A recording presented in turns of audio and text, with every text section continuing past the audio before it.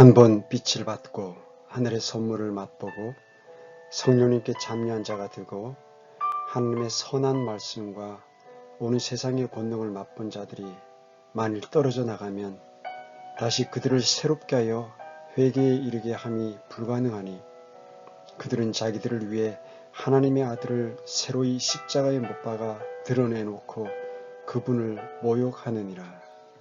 히브리서 6장 4절에서 6절 말씀입니다. 이 구절들은 성경 전체에서 가장 어렵고 난해하며 가장 논쟁이 많은 구절들 중 하나라고 알려져 있습니다.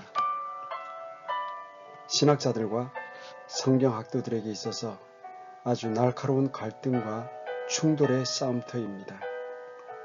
이 논쟁과 충돌에 있어서의 슬픈 측면은 쓴뿌리와 서로를 정죄하는 분위기 가운데서 논쟁이 벌어지고 있다는 점입니다. 토론 자체는 문제될 것이 없으나 논쟁자들이 마음에 쓴뿌리를 가지고 자기와 관점이 다른 사람들을 정죄하는 가운데에 논쟁이 벌어집니다.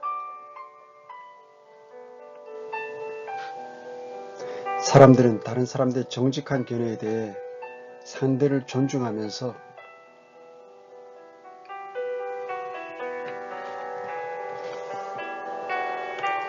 사랑으로 서로의 차이를 인정하는 대신에 이 논쟁은 너무 자주 상대를 정죄하거나 욕하거나 아니면 교제를 단절하는 것으로 끝나곤 했습니다. 사랑하는 형제자매님, 일이 이렇게 되어서는 안 됩니다. 우리는 우리 차이점들을 깨닫는 대로 말씀의 빛을 조명받기 위한 목적으로 토론을 해야 합니다. 하지만 신학자들의 토론은 말씀의 빛 비춤보다는 자신들의 열을 발생시킬 뿐입니다. 열을 내면서 싸운다는 말입니다. 우리가 오늘 말씀을 통하여 은혜 받기 위해 본문에 들어가기 전에 미리 이와 같은 말씀을 드리는 것은 우리 서로 다른 차이점에 있어서 우리가 그리스도인답게 행동하자는 권면을 하기 위해서입니다. 우리 중 그 누구도 진리를 독점해서는 안 된다는 것을 깨닫기 원합니다. 따라서 저는 오늘 여러분들을 풍성한 은혜 안으로 초대하고자 합니다. 하나님께서 저를 통하여 여러분들에게 전하고자 하시는 본문 말씀을 정직하고 겸손하며 열린 마음으로 받으시도록 부탁드립니다.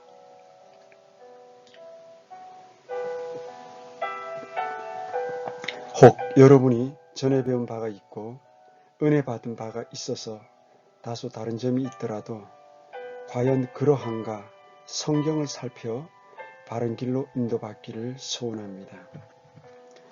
여러분들은 전문적인 성경 연구가나 신학자나 설교자는 아닐지라도 성경을 바로 아는 것은 주님을 바로 아는 일이요 주님을 바로 아는 것은 주님을 바로 섬길 수 있는 길이 열리며 보상의 손실을 당하지 않는 길이기 때문입니다.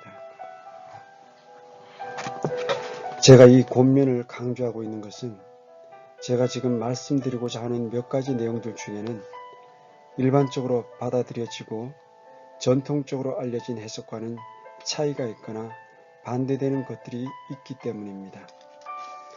전통적으로 받아들여지는 일반화된 교리와 흘러들어 검증되지 않은 어떤 일반적인 상식과 어떤 이단이 가지고 있는 견해들에 반대되는 이야기를 하는 것이야말로 점진적인 빛 비춤과 조명에 심각한 방해가 될 수 있습니다. 이미 많은 사람들이 다 믿고 있는 전통적인 교리라고 해서 거기에 반대되는 이야기를 할 때 겁을 내서는 안 됩니다. 그러면 조명을 더 받지 못할 뿐 아니라 더 나은 지식이나 참된 진리를 통하여 얻게 되는 더 큰 은혜를 경험하지 못하게 됩니다. 그 어떤 설교자나 성경 해석자도 오류가 없지는 않습니다. 이 땅에 살고 있는 인간은 흠이나 실수가 전혀 없거나 완벽하지는 못합니다. 성도들의 영적 성장에서 아주 슬프고도 위험한 일이 있는데 그것은 오래된 전통으로 자리 잡고 있는 오류에 관한 것들입니다. 누구나 다 그렇게 믿고 있는 오래된 전통의 예를 들자면 유아 세례 같은 것이 있는데 이런 것에 대해 우리의 의견이 일반적인 전통과 다르다고 하는 사실을 성경을 들어 말하지 않고 혹시 이단이라는 소리를 들을까봐 무서워한다면 이 역시 하나님 앞에서도 옳지 못하며 자신의 영적 성장에서 아주 슬프고도 두려운 일이 아닐 수 없습니다. 속이는 자 마귀는 오류를 진리로 알도록 갖은 흉궤를 꾸밉니다. 예수님께서 사시던 당시에 공식적인 종교계의 눈으로 볼 때 예수님은 이단이셨고 바울도 전에 회원으로 있던 사내들인 공회의 눈에 비춰볼 때 그도 역시 이단의 괴수였습니다. 자, 이제 우리는 본문 4절에서 6절을 다시 검토할 준비가 된 것 같습니다. 전에 가지고 있던 편견을 잠시 접어두고 미리 마음먹은 관점에서 벗어나서 모든 전통과 이미 습관적으로 정해진 것들을 다 내려놓고 지극히 객관적으로 다시 배우는 심정으로 한번 깊이 검토해 보시기 바랍니다. 일반적으로 볼 때 이 구절에 대해서 아주 날카롭게 대립하는 두 견해가 있습니다. 본문을 다시 한번 살펴보도록 하겠습니다. 한번 빛을 받고 하늘의 선물을 맛보고 성령님께 참여한 자가 되고 만일 떨어져 나가면 다시 그들을 새롭게 하여 회개에 이르게 함이 불가능하니 그들은 자기들을 위해 하나님의 아들을 새로이 십자가에 못 박아 드러내놓고 그분을 모욕하느니라. 우리에게 생겨날 수 있는 첫 번째 의문은 히브리서 저자나 그 편지를 받는 사람들이 모두 구원받은 사람들인가 혹은 구원받지 못한 사람들인가 하는 것입니다. 구원을 받았든 받지 않았든 둘 중 하나일 것입니다. 정확한 해석은 이 질문에 대한 정확한 대답에 달려 있습니다. 여기서 본문을 기록하고 있는 사람이나 그 서신을 받는 대상자들이 구원받은 사람들이냐 구원받지 않은 사람들이냐 혹은 기록자는 구원받았는데 수신자는 구원받지 못했는지가 확실해져야 해석도 확실해지는 것입니다. 이 사람들은 구원받았던 사람이라고 주장하는 첫째 그룹이 있습니다. 히브리서의 수신자들이 구원을 받았다가 그 후에 떨어져 나가 배교하거나 아니면 타락해서 결국 그들은 구원을 잃어버렸다고 말하는 자들입니다. 따라서 다시 거듭나지 않은 상태로 돌아가 구원받지 못한 상태가 되었다는 것입니다. 우리는 이 교리를 은혜로부터 떨어져 나간 자의 교리라고 부릅니다. 이 가르침은 어떤 한 사람이 거듭날 수 있고 그러다가 하늘로 가는 도중에 어떤 죄들을 저지르거나 믿음을 잃어버려서 구원을 잃어버리고 결국 지옥으로 갈 수 있다는 가르침입니다. 이 교리에 대해서는 조금 이따가 다시 살펴보겠습니다. 우선은 이 견해에 반대되는 또 다른 견해를 살펴보겠습니다. 한번 비춤을 받은 자들 그리고 성령에 참여한 자들이라고 불리는 이 자들이 결코 구원을 받은 적이 없다고 주장하는 견해인데 그들은 한때 구원받은 것처럼 보였을지라도 결코 구원받은 사실이 없다고 주장합니다. 이들은 히브리인들 중에서 외적으로만 믿음의 고백을 했던 자들로 사도들 앞에서는 그저 입술로만 고백하는 자들이며 애초에 거듭난 적이 없는 자들이었다는 것입니다. 이것은 믿는 자들의 구원의 영원한 보장을 가르치는 자들의 견해입니다. 우리는 이해할 수 있습니다. 왜 그들이 그렇게 주장하는지, 어째서 이 사람들은 결코 구원받은 적이 없다고 하는지 이해할 수 있습니다. 왜냐하면 만약 그들이 구원받았는데 나중에 은혜로부터 떨어져 나갔다고 하면 한번 은혜를 받으면 영원히 은혜를 받은 것이며 영원히 구원받은 것이라는 교리에 어긋나기 때문입니다. 이상은 성경학도들이 일반적으로 받아들이는 견해들인데 오늘 우리는 이 모두를 한번 검토해 보기로 하겠습니다.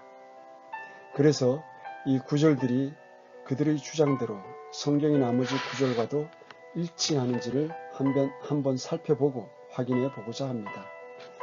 우선 만약에 이 구절이 가르치기를 어떤 사람이 오늘 구원받았다가 타락해서 다음 어느 날 구원을 잃어버릴 수도 있다고 한다면 그는 결코 다시 구원을 받을 수 없게 됩니다. 그는 영원히 구원을 잃어버리고 말 것입니다. 왜냐하면 본문 6절을 잘 주목해 보십시오.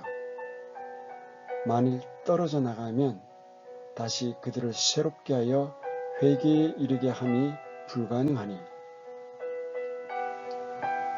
어떤 인간이든 구원받을 수 있는 기회는 단 한 번밖에 없습니다.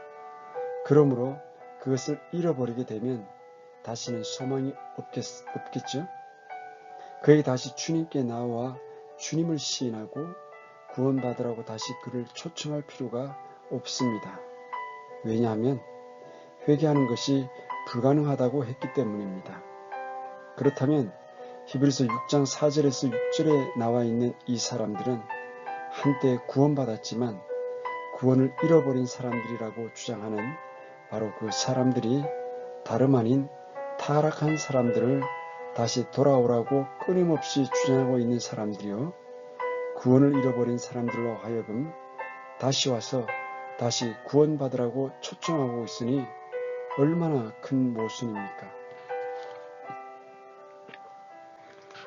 성경은 분명하게 한 번 구원을 잃어버린 사람은 다시 구원받을 수 없다고 그랬는데 구원을 잃어버린 사람들이 있다고 가르치고 그들에게 다시 구원받으라고 하면 모순되는 주장이 되어버립니다.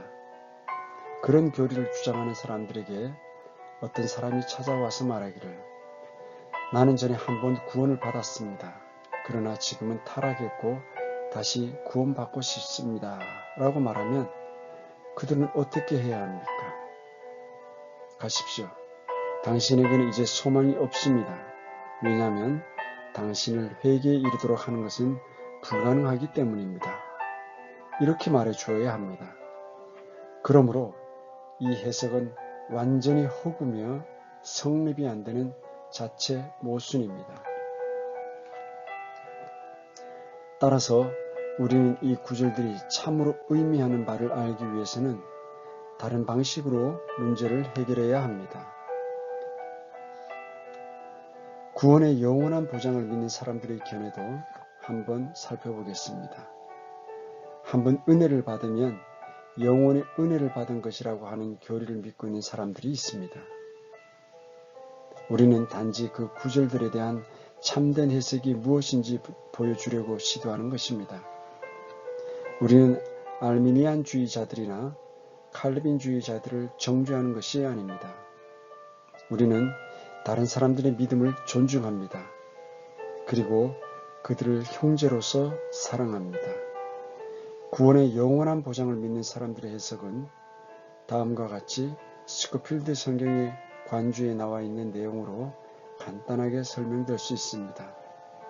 만약 본문의 수신자들을 구원받았다가 타락했다고 말하면 자기들이 주장하는 교리에 맞지 않으므로 구원받을 뻔한 자들이라고 말합니다.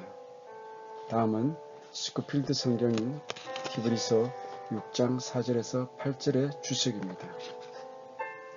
유대인 중에서 입으로 신앙을 고백하는 자들의 경우이다. 그들은 그리스도에 대한 믿음에 이르지 못한 자들로 구원의 현관문까지 다가가서 성령님과 함께 거의 동행까지 했다. 즉 성령께서 그들에게 빛을 비추시고 확신을 주기까지 했다고 말하나 그들이 실제로 구원받은 믿음을 가지고 있다고까지는 성경은 말씀하지 않는다. 스코필드 성경 주석은 구원받기 직전까지 갔다가 구원받지 못한 사람들이라고 해석합니다. 이것은 히브리서 6장 4절에서 8절에 나오는 사람들이 구원받기 직전까지 갔다가 구원받지 못한 사람들이라고 해석하는 것입니다. 구원의 영원한 보장을 지키기 위해서는 이렇게밖에 해석할 수 없다는 것입니다. 그런데 이 해석은 모든 근본주의자들이나 칼빈주의자들이 따르는 교리입니다. 그들은 이렇게 주장합니다. 입으로만 신앙을 고백하고 구원받지 못한 사람들은 믿는 사람인 척 할 수는 있지만 구원을 소유하고 있지는 않다. 왜냐하면 히브리서 6장 4절에서 8절이 가르치기를 한번 구원을 받았다가 구원을 잃어버릴 수 있다고 한다면 그는 결코 회개할 수 없고 다시 구원을 받을 수 없기 때문이다. 따라서 그런 자들에게 다시 주님께로 돌아와서 구원받으라고 할 필요가 없을 것입니다. 왜냐하면 그들은 다시 회개하는 것이 불가능하기 때문에 그 누군가가 이야기했듯이 당신은 멸망으로 영원히 가버린 거야. 왜냐하면 두 번 다시 회개가 안 되니까. 이와 같은 이유로 우리 칼빈주의 친구들은 이 해석을 거부합니다. 그리고 주장하기를 이들은 결코 구원받은 적이 없었다고 합니다. 구원받았다가 잃어버리는 것이 아니라 아예 처음부터 구원받지 못했다는 것입니다. 그래야 구원의 영원한 보장이라는 교리를 지킬 수 있기 때문입니다. 그들은 단순히 고백만 하는 자들이었고 구원을 소유한 자들은 아니었다는 겁니다. 그러나 이런 주장 역시 같은 문제를 안고 있습니다. 기억해 보십시오. 그들이 다시 회개하는 것이 불가능하다고 성경은 기록하고 있습니다. 그렇다면 어떤 사람이 거짓으로 입으로만 신앙 고백을 하고 교회에 다니기만 하고 종교적인 행위만 했는데 그런 사람이 구원받을 기회가 없다는 말이 됩니까? 이 사람들도 역시 회개할 수 없다고 했으니 만일 어떤 사람이 입으로만 시인했다가 나중에 그 신앙이 진정한 고백이 아니라고 밝혀질 경우 구원받을 수 없는 것입니까? 이와 같은 교리는 복음과 양립할 수 없는 것입니다. 왜냐하면 누구든지 원하는 사람은 구원받을 수 있다는 것이 복음인데 과거에 거짓으로 신앙 고백을 했다는 이유로 구원받을 수 없다고 한다면 그것은 복음과 모순되기 때문입니다.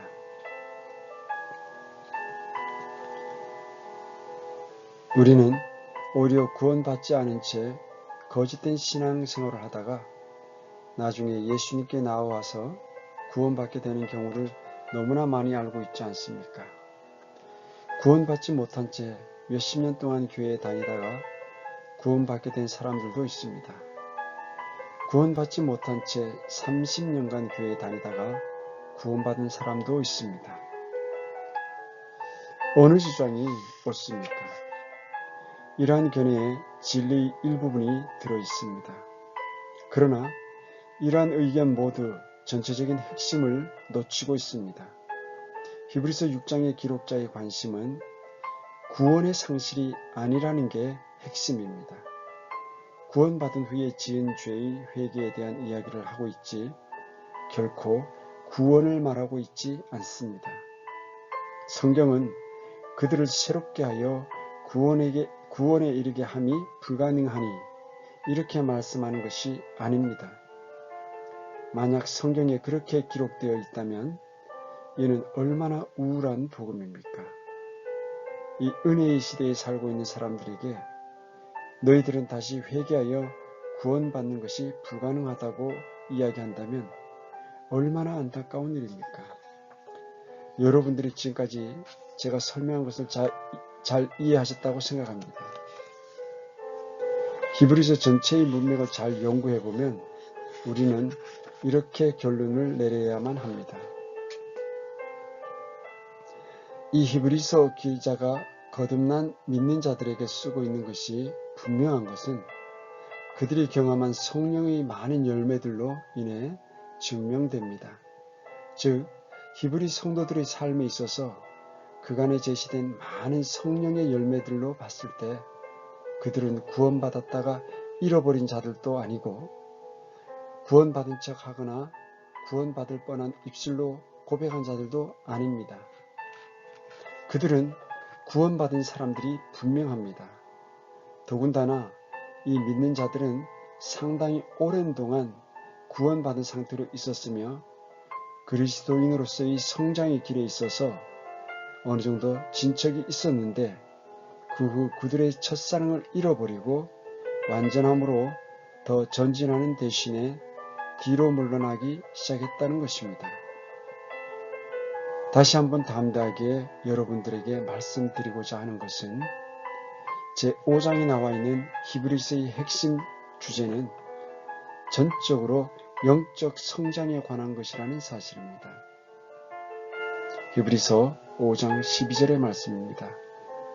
시간으로 보건대 너희가 마땅히 가르치는 자가 되었어야 할 터이나 하나님의 말씀들의 첫째 기초 원리들을 남에게 다시 가르침을 받아야 할 필요가 너희에게 있나니 너희가 단단한 음식이 아니라 젖을 필요로 하는 자가 되었도다.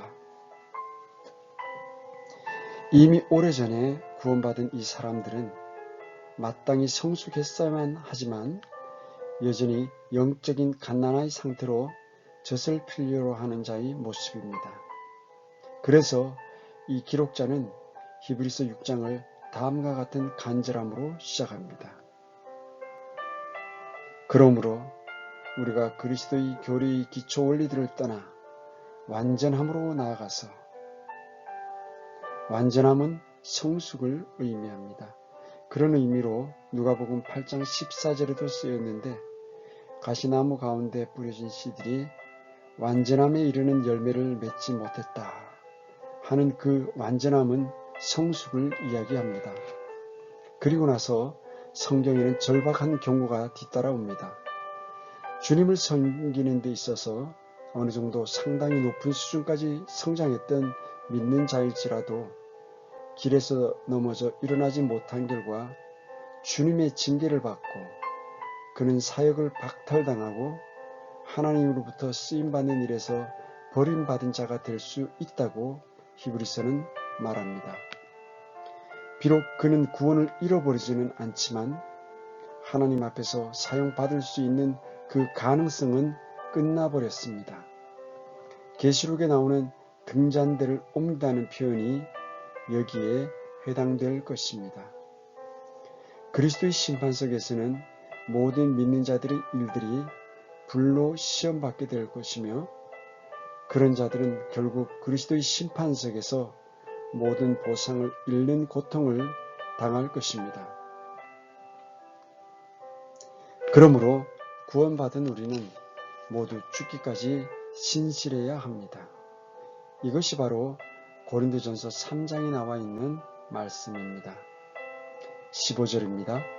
어떤 사람의 일이 불타면 그는 보상의 손실을 당하리라. 그러나 그 자신은 구원을 받되 불에 의해 받는 것 같이 받으리라.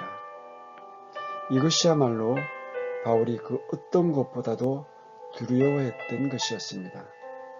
바울은 구원을 잃어버릴까 두려워하지 않았습니다. 그는 그 사실을 오히려 확신하고 있었습니다. 그러나 그는 보상과 왕관을 잃어버린 것에 대해서는 두려워했습니다.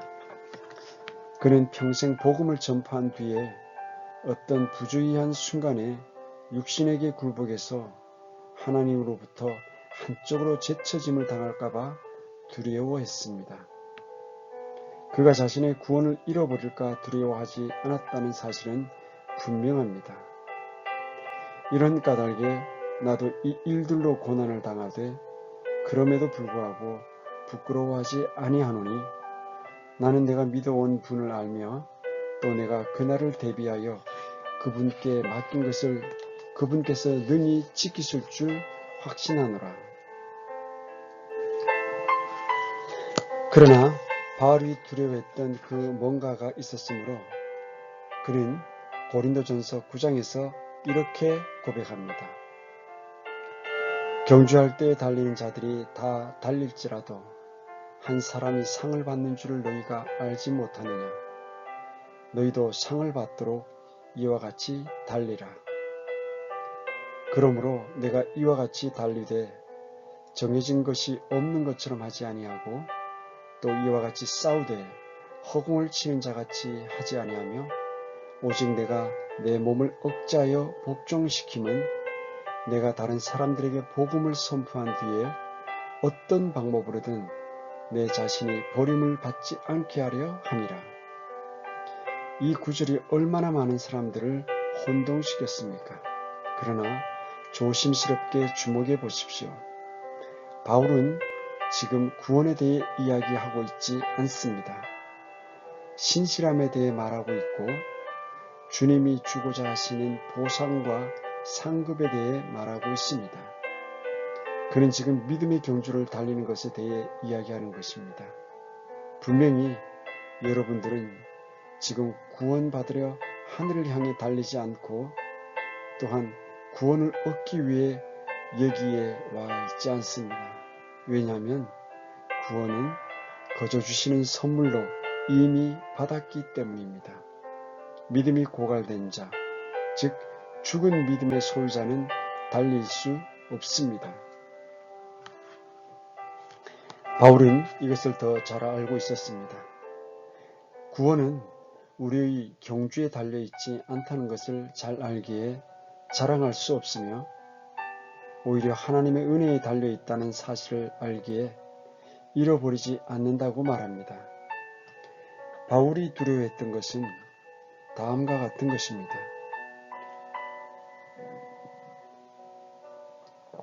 우리가 주님을 섬기는 삶을 살면서 어리석은 일을 저지를 수 있고 상급을 잃어버릴 수 있습니다. 그래서 하나님께서 그를 더는 사용하시지 않고 선반에 올려놓는 물건을 보듯 지켜보고 계실 수도 있습니다. 그리스도인이 믿음에서 미끄러지고 떨어져 나가고 배교하는 것이 가능합니다. 그러므로 주님을 섬기는 사역으로부터 해고되는 것입니다. 이런 경우 그 사람은 다시는 하나님께 쓰임받지 못하고 그리스도의 심판석에서 판정을 받을 때까지 기다려야만 합니다. 거기서 그는 자신이 하늘이 나무와 건초와 지푸라기가 타는 것까지 타오르는 연기를 보게 될 것이며 그는 불 가운데서 아무런 보상도 없이 부끄러운 구원을 받게 될 것입니다. 버림받았다라는 단어가 개역 성경에서는 거부되었다라고 번역되었습니다. 이것이 의미하는 바는 상을 받기에 합당한 자격을 갖추지 못했다는 뜻입니다. 바울은 받은 구원을 잃을까 두려워하고 있는 것이 아니고 왕관을 얻는 것과 받을 유업에 관심을 갖고 있습니다. 죄 가운데 있는 자들은 지금 믿음의 경주를 하고 있지 않습니다. 오직 하늘의 유업의 소망 가운데 있는 그리스도인만이 상급을 위해 달릴 수 있습니다. 그는 빌립보서 3장에서 더욱 이러한 갈망을 표현하고 있습니다. 13절과 14절 말씀입니다. 형제들아, 나는 내가 이미 붙잡은 줄로 여기지 아니하고 다만 이 한 가지 일을 행하나니 곧 뒤에 있는 그것들은 잊어버리고 앞에 있는 그것들에 도달하려고 나아가 그리스도 예수님 안에서 하나님의 높은 부르심의 상을 받으려고 표대를 향해 밀고 나아가노라. 우리는 바로 이 구절이 히브리서 6장을 설명해 줄 것이라고 믿습니다. 히브리서 6장에서 저자는 그리스도인들에 대한 이야기를 하고 있습니다. 그들이 구원받은 후 경주는 시작됐는데 가다가 중간에 믿음에서 넘어진 자들을 이야기하고 있습니다.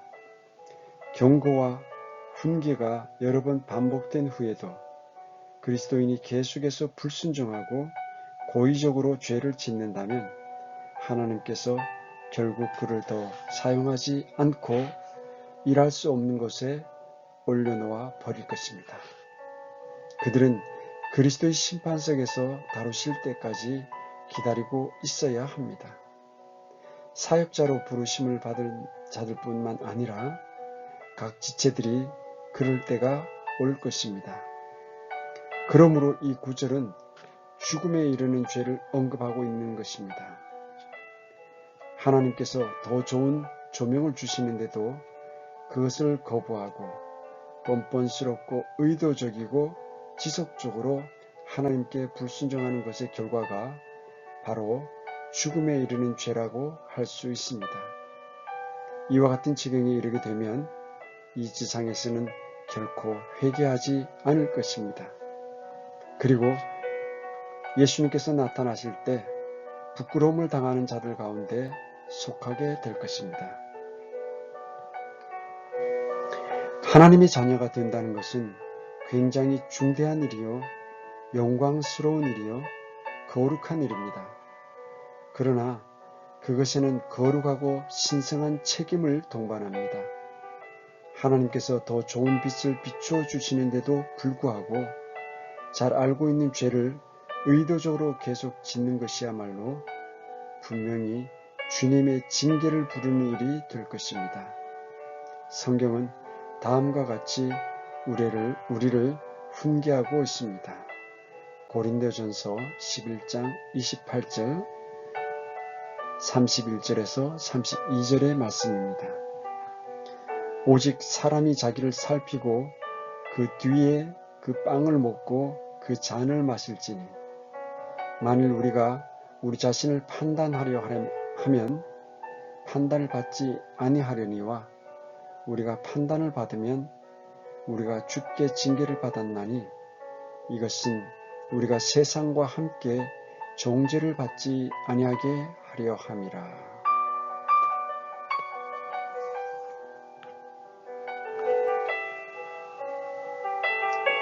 사랑하는 구독자님들, 형제자매님들,